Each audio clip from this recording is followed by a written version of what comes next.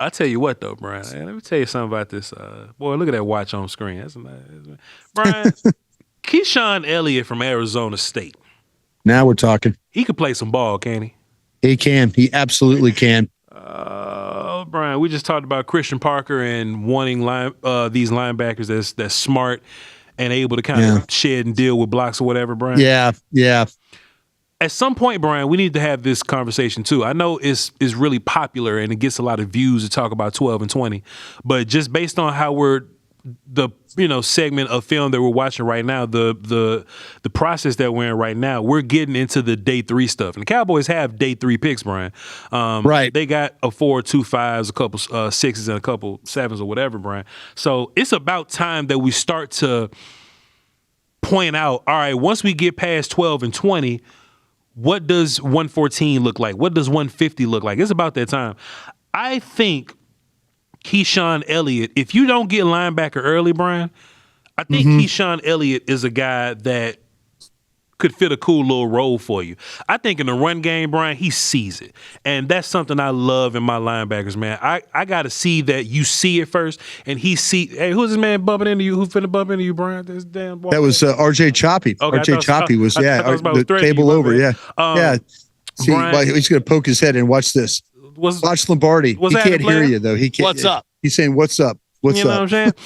But Brian, Keyshaun Elliott sees it so well. He has a really good feel about how much leverage he needs to like beat a blocker, like whether he needs to slip up under him. I've seen him stack up on blockers before. I've seen him outrun blockers to their landmark or whatever and come up and make some damn plays in the run game. I've seen him make tackles with blockers draped on him. He's like a D lineman playing linebacker for you a little bit, Brian. And I like that a bunch. I love the physical nature of him. So if you miss out on the CJ Allens of the world, this is a guy that could do it for you. Let me get to my report. I was just off the top of the head. Off the cuff, off the rip. You know what I'm saying? Trying to do. But that's his big game though. Also too, Brian, I would see him walk him down at edge sometimes, and I'll see him get some really good pass rush. I think he got 3 sacks last year or something like that. Yep. 3 sacks and 7 pressures or something like that. And he's like productive and he's bending and getting around or whatever. So if you have like a coach that's they can use versatility, creative enough to do it, I think it'll work. Why can't I find my report, man? I'm up here chatting about him, but I can't find my maybe I didn't put him down. Oh, there we go. Keyshaun Elliott, my bad. Stud versus the run. Diagnosis well. Deals with trash. I love how he deals with trash, Brian. Like just miscellaneous blockers are trying to come up and blindside him or whatever. He knows exactly what to do with him, and he be thumping folk. I think he has such a punch, Brian, when he's engaging. That's what made me feel like he's a D lineman for real, because you see necks fly back, Brian, when he's punching people. I think what's gonna get him in trouble, if he's not in run defense and if he's not pass blocking, I don't think he's the most athletic in the world. Yeah. Okay. As long as he's square and he can kind of see everything in front of him, he's good. If he got to turn his hips and go backwards and like cover somebody, I think he's going to be in deep shit covering people. So I think coaches have to put him in safe positions on passing downs or just like pass rush him or whatever. Athleticism could be an issue, but as long as you're not asking him to man cover Christian McCaffrey, I think you'll be good to go. I got him in the 4s though, Brian. Kind of in the early 4s. I got him after Torrey and York though, because I think York is a much better cover guy, but I think Elliott is much better versus blockers in the run game versus York. So this could be a preference thing. And if it's up to me, he might be higher than York. What you got?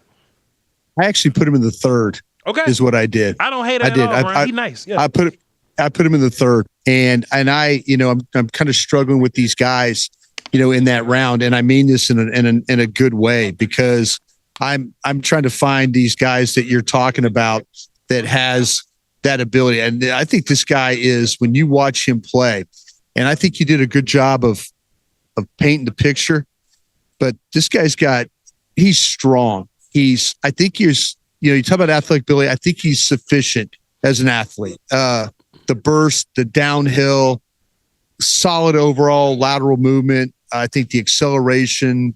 I think he can play the run defense. I think he's really, really, really good with this kid. Scraping over the top, locates the ball, hands, eyes, positioning. I mean, he is one of those guys that, like, you watch him move and he's beating blockers to the spot in order to make these plays. He stacks, he sheds, he plays with a really good base. He's active. He keeps himself clean. He's a tackling machine. I mean, you could watch him, nose for the football, wrap up, physicality, excellent play strength. I mean, he'll hit you.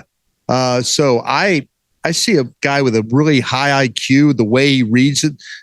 You can maybe line him up in a couple of different spots. You're right. I don't think you want him in a bunch of coverage stuff, but man, he's ultra competitive. He never stops hustling.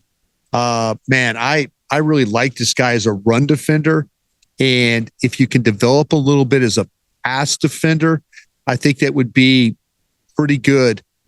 You'd have a pretty good player for him, but man, he's fun to watch just because the number of plays that he's able to make because of his length and all that.